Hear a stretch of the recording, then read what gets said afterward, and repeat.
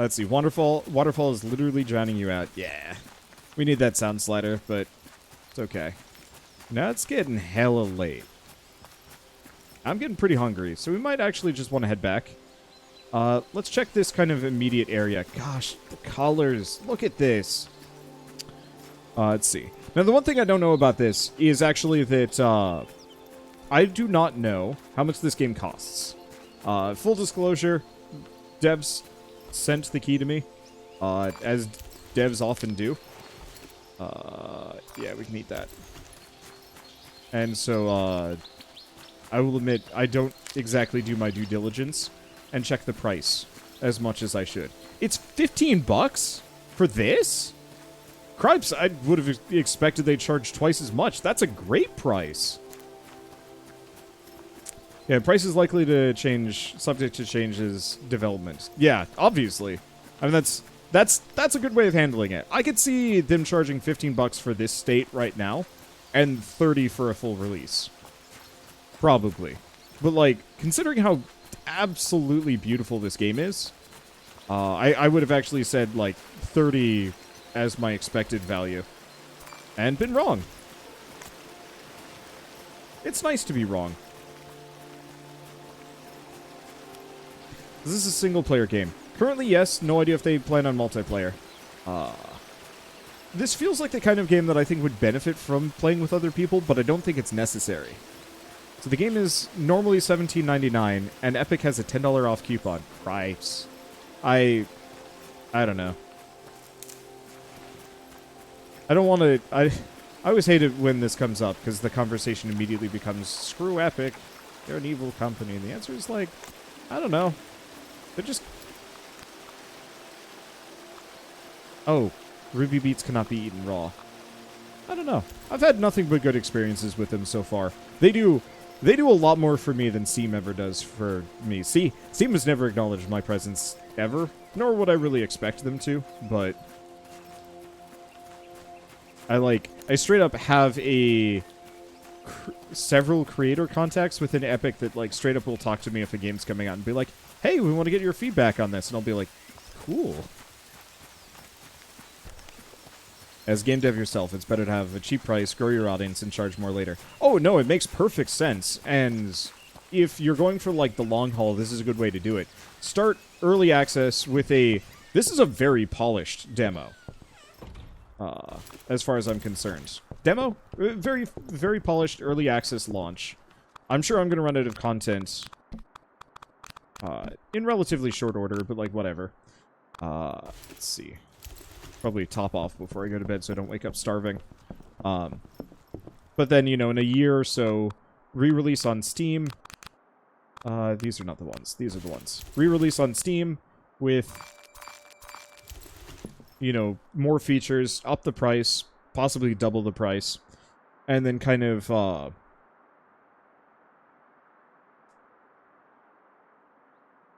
and then, you know, just keep working up until your game is done.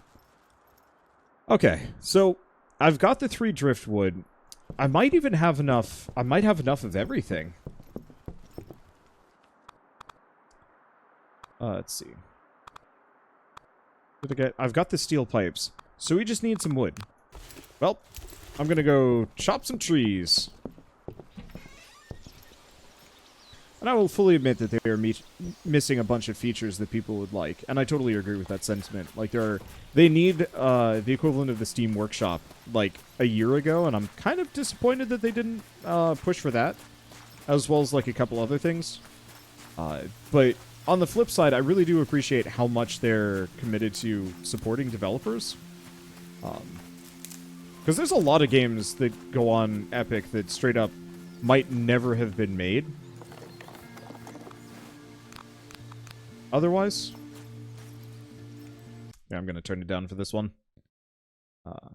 Like, I have a couple of friends who have released on Epic at this point, and according to them is just nothing but a massive weight off their shoulders. I forgot to clear my inventory. Shoot. I'm just going to discard those.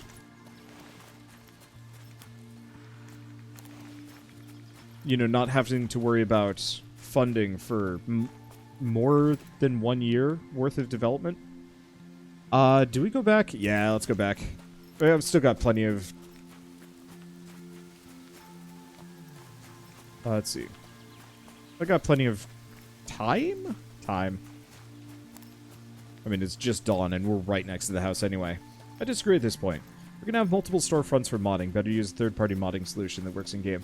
True. Realistically, what both companies should do is just get a partnership with Nexus Mods and just have Nexus Mods handle that side of things forever. But I'm sure that, you know, it's a major selling point that they both want to hold on to. Gosh, I'm going to be able to cook a ton of beets by the time we're ready. Okay. I wanted to carry all of the requisite resources, but then I was like, oh yeah, let's go check if there's anything new, and the answer is, of course there is. You know what? Actually, let's grab a lot of these resources. We're going to move them over to the next one. Or actually, no. Reverse. I want my crafting components to be in this first one.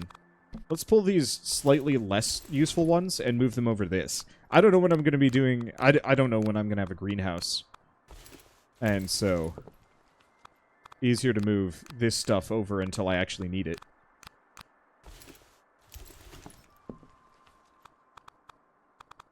Yeah, that'd be an interesting turn of events if they do. Because, like, Nexus Mods already fits the role in the industry. It's just it has limited official support. And nothing from any of the major storefronts.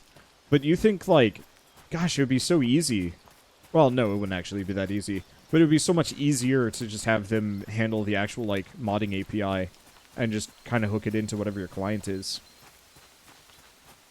Because from my perspective, if a game has Steam Workshop support...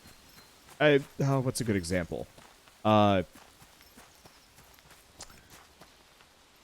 already got that one. Okay. I think these trees respawn, too. Hey! I don't know if it's like an everyday thing or if it's just an occasional thing. But like, if I'm playing Skyrim, I will not actually use the Steam Workshop for the Skyrim mods. I know it's convenient, but it's awkward and it's harder to work with and there's less support if there's like modding compatibilities from my experience. Whereas Nexus Mods, it's a little chunky and it's a little harder to go through. But it has all of that support, and it has all of that community, and if there's a bug problem, you can probably ask on there, or even search around and find your answer. Steam Workshop is gone on the special edition. What? I mean, some part of that is also blame Bethesda, but still.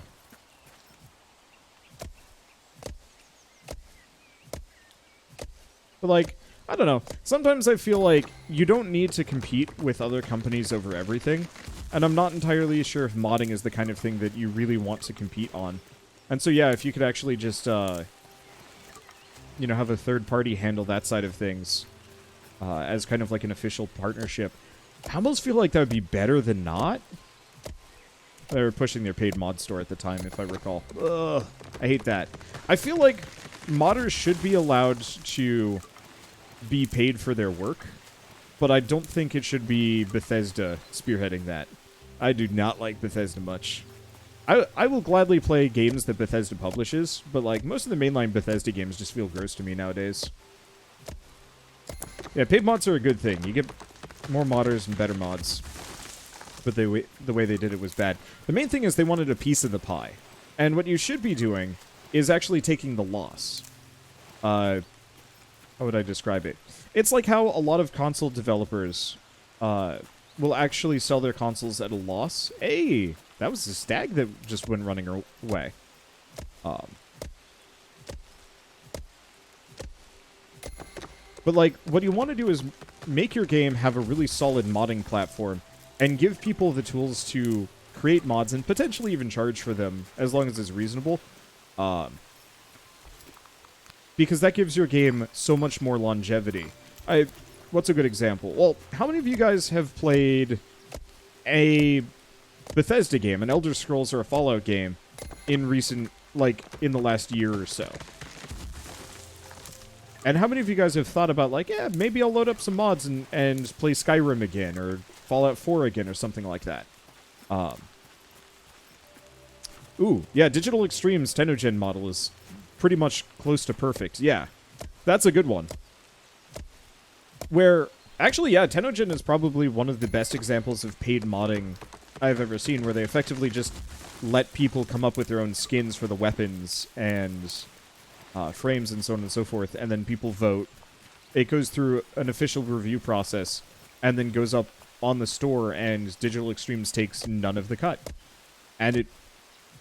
I want to say, like, when I play Warframe, and I haven't been playing Warframe a whole lot lately, almost all of the skins that I use are Tenogen. One, because I like supporting the artists. Two, because to some degree those artists are just as good, if not better, than the actual official artists. And it feels like a good system. In a way that, like, a lot of other paid modding support always felt gross to me. I think I've never played a vanilla Bethesda game. I have, and it sucks. It's not actually very fun. Like, they're not bad games. But once you've tried modding Skyrim, you really don't want to play unmodded Skyrim unless you're doing something fun. Unless you're doing something really interesting. Yeah, mods for scrap mechanic was the selling point of scrap mechanic for me. Yeah, I can see that. I enjoyed it without the mods, but as soon as the modding scene showed up, I went from, you know, being willing to do like 50, 100 episodes of the game to being willing to do 400 or more. And eventually it was like other things that got me to really quit. That and the fact that it was choking my channel to death. But still. Okay, how much? I have a shit ton of wood. Hello!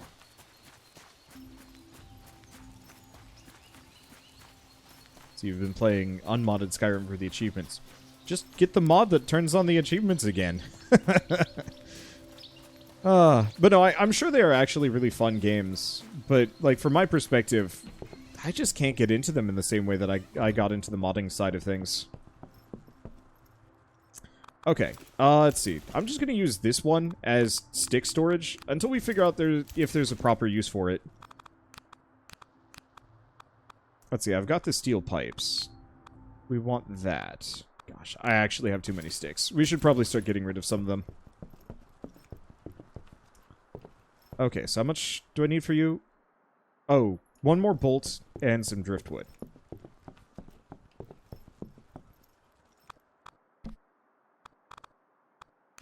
Probably don't need that much.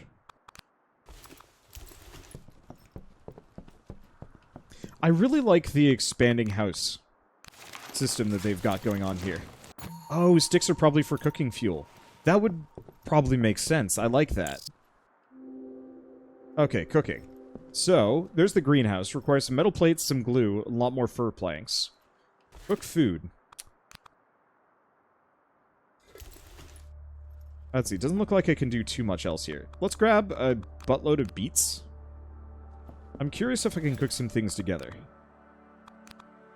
Okay, so this hella feeds you, doesn't warm you too much, and heals you up a fair bit. No sticks and backpack. Yep, there's our answer. Okay, so in that case, we actually want to keep some of the stacks of sticks downstairs. Let's move a lot of these resources... Let's move a lot of these resources back in here, at least for the time being.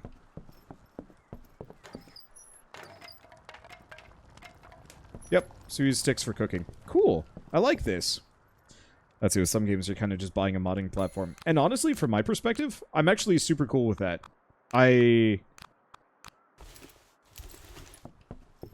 Let's see. Cooked food.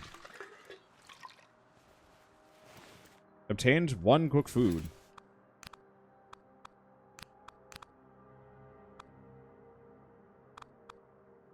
Let's put away the beets for a second. Let's start cooking these. I don't really need that much cooked food. Nice part is, this means no more just chugging mushrooms forever. My one fear is that they're not going to stack with each other. Yeah, they're not. Stack limit 1. Okay.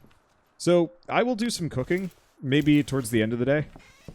But let's leave it for now and just go out grabbing things. We need a lot more metal-related resources. I really need that pickaxe, honestly. Let's see, which Steam had a dedicated modding game where you had access to a huge array of visual effects, models, animations, etc. I think that's kind of what Gmod is, but yeah. I would love to see more games that are that flexible.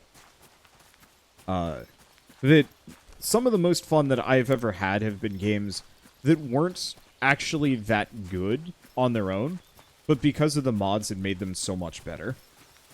Yeah, Gmod is ugly, though. Oh, yeah, it's horrifying. But at the same time, Prop Hunt is honestly one of the most fun games I have ever had the joy of playing with other people. That there's something just truly wonderful about playing that game specifically.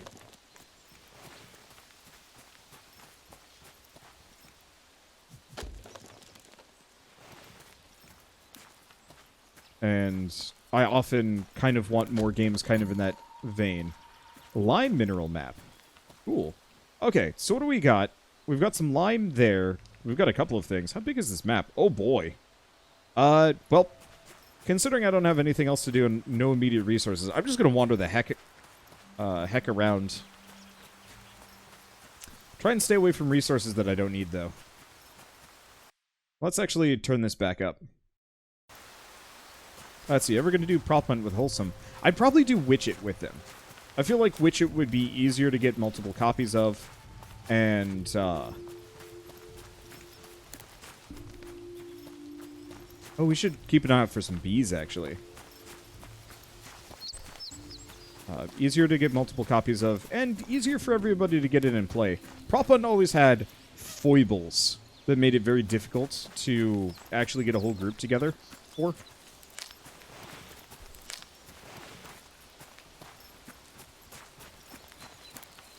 And it was worth it at the time, but nowadays, like, there are better solutions. There's also the, let's see, there's also the VR, or not VR, there's, well, I think it is VR, actually. The Prey, Prop Hunt equivalent. That, from what I know, is actually pretty good. Not seeing a whole lot of areas.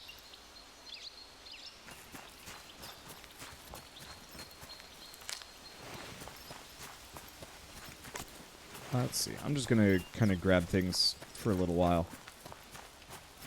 I want more of that. I don't actually know what I need. The resources that I need are hard to get. Or at least potentially hard to get. I have no idea what's required to get beeswax. If we're lucky, all I have to do is just hit it with an axe and get it. But that might get me stung in the process. But then again, my food heals me. So, yeah, I probably don't have too much to fear. They're over on the other side, though. This area kind of sucks.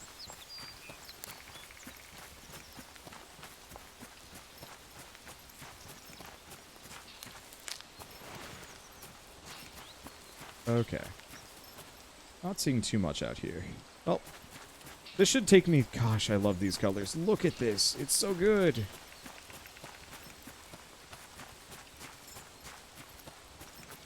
Like, just the pinks, the oranges, the blues, the silhouettes. That I actually spend very, very little of this game looking directly at any of it. It's weird. Like, I don't really know how much... I don't really look at too much of the foliage and whatnot. But it's the silhouette of the thing that I'm constantly looking at that feels so much better. Oh, one thing I do wish this game had. I wish the center point indicator was the stamina ring.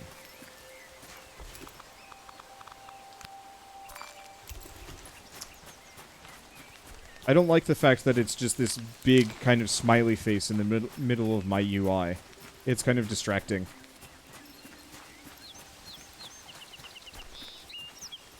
Okay. Now, this is the other one. Let's take a look around for a second. I didn't really spot anything terribly new during that trip. But I will very quickly grab the loot out of this. So it does look like it kind of just respawns in real time. It looks like the containers respawn slightly slower. So I wonder what are your thoughts on Unreal 5? Honestly, I don't have too many immediate thoughts on it. I'm excited for it, but it's weird. Everybody has been spending this past weekend really excited for things that are incoming, and I'm so busy focused on the games that are out right now.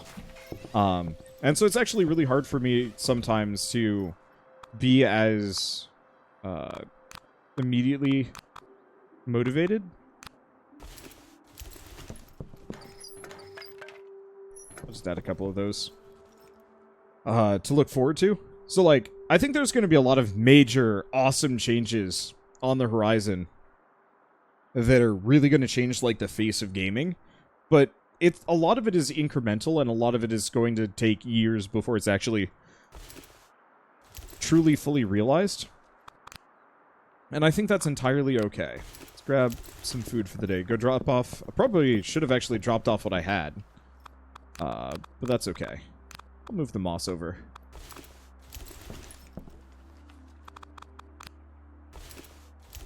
Should have moved it to that one, but it's fine. Let's see, move the mulberries, and let's go back over here real quick. Double check, what else can I make? So, to make the pickaxe, we need beeswax, no matter what. We also need steel wires, steel pipes. I don't think we have enough of either of those. Let's see, medkit just requires old rags. Okay, so, goal for today, bees.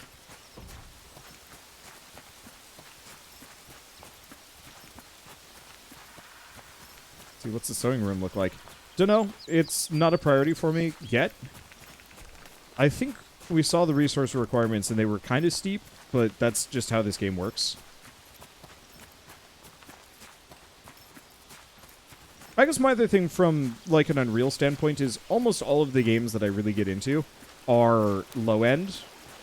I mean, I'm sure this game has some pretty impressive tech determining why it's so beautiful.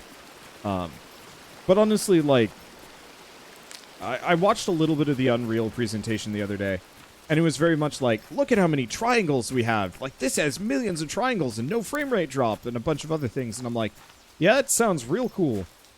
Oh, jumping taxes my stamina. Got it. But, you know, hearing about that stuff from my perspective is very much I'm disconnected from that scene because, like, I'm sure these trees probably have next to no, they're very simple models. And it works perfectly fine. And so, like, I think no matter what, I will always be more of an art direction over technical art value. And so, I don't know, makes me snobbish, but it's like, I'm always afraid that these new advances are just going to give people more excuses to make bad-looking games that's supposed to be realistic. There we go, there's some bees.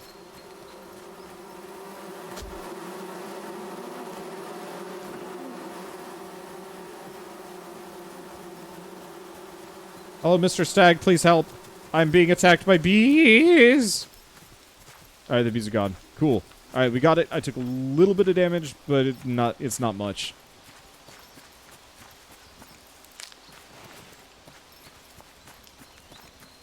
Alright. So now we just need metal. I think we just wander aimlessly for a little while.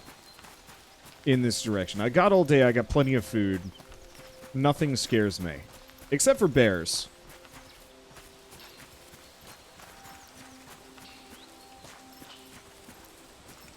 That's still the stag. Wait. Did I see something interesting over here?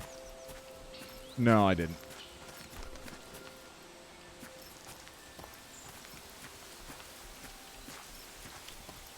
An eyeballs pop up on my screen. Why? It's not this direction. Okay, so whatever it is, it's over here. Unless it's that stag.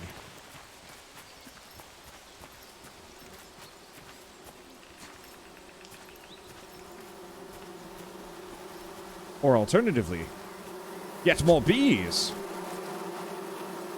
Abscond. All right.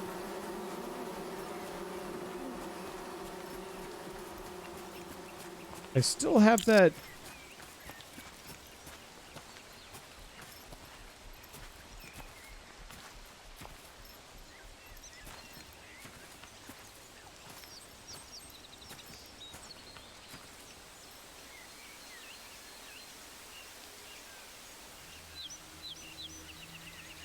I don't see it.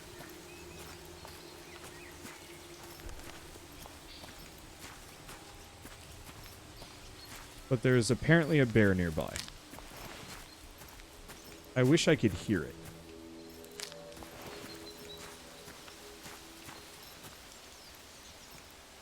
I know they're supposed to be guarding relatively important caches of resources. I think it's probably on the other side of those rocks, and it's not actually a line of sight thing, it's just an AoE. They're just like, beware, there's a bear, and it's like, okay. Yeah, it's probably over near that dead tree. Well. Or...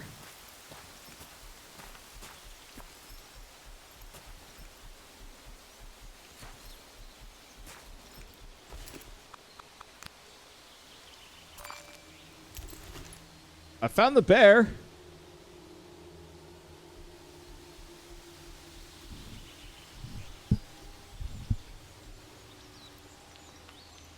I'm just going to watch it for a bit.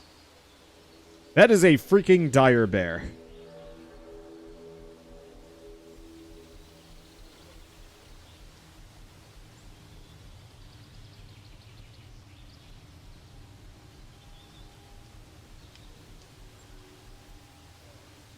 So it looks like no matter what...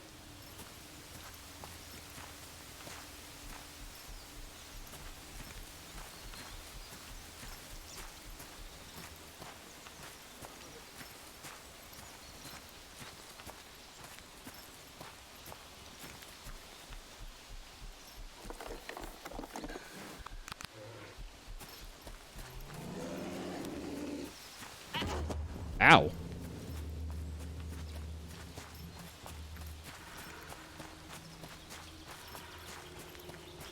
No matter what, that ain't worth it.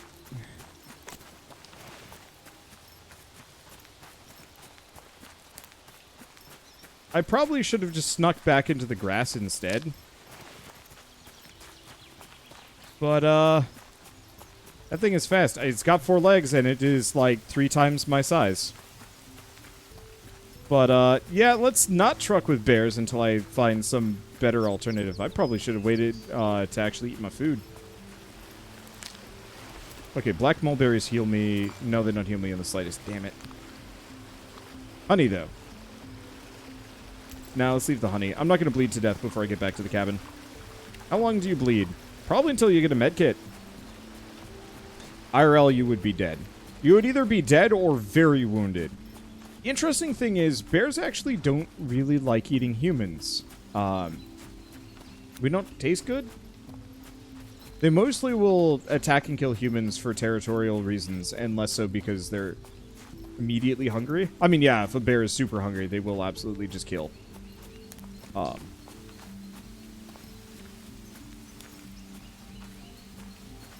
like, most bears, not actually immediately interested in eating people. Our house looks really lovely from outside. Okay, so I'm actually going to save progress.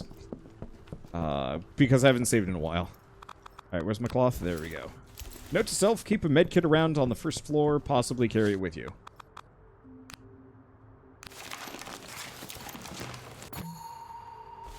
Inventory is full. Son of a butt. Alright, Nope. Let me pick it up. Oh, you shit.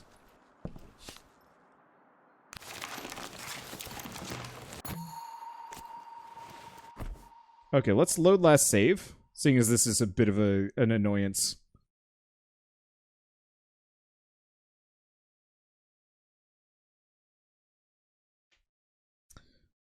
Probably drink some water. But yeah, apparently by walking away, or my inventory being full, I actually could not pick up that, whoa. There we go. Alright.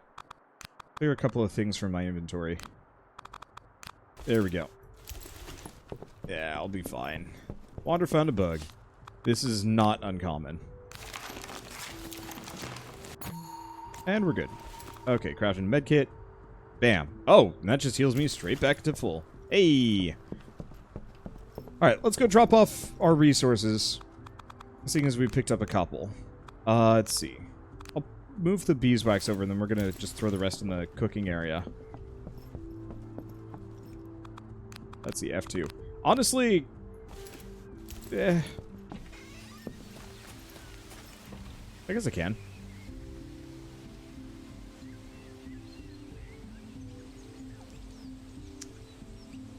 Let's see.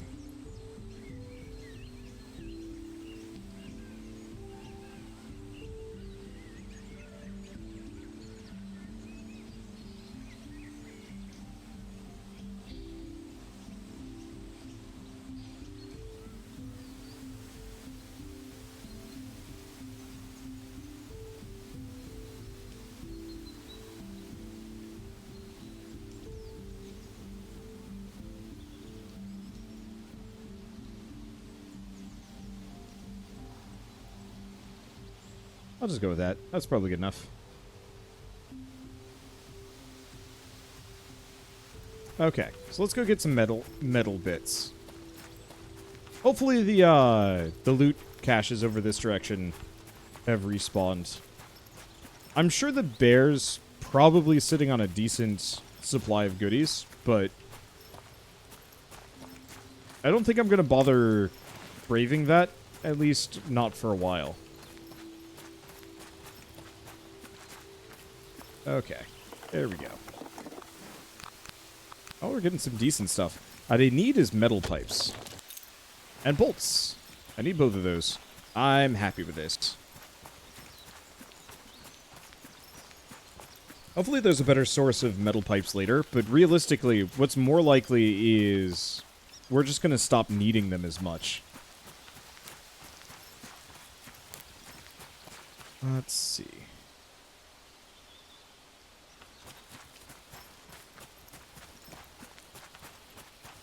I can quite remember the correct path up through this one. It's on the left. There it is. Okay, so what do we do for the rest of the day? I actually don't have any food on me. Might want to pick it up.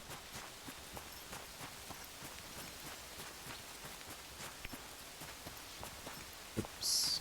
Right.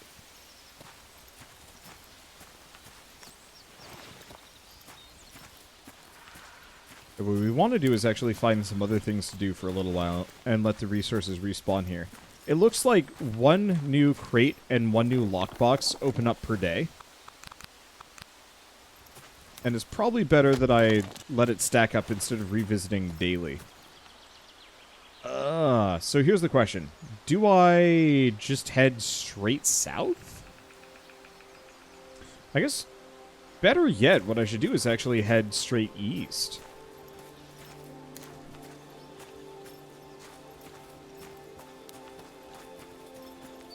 Because I haven't been that direction yet, and we do not know at all what's out there.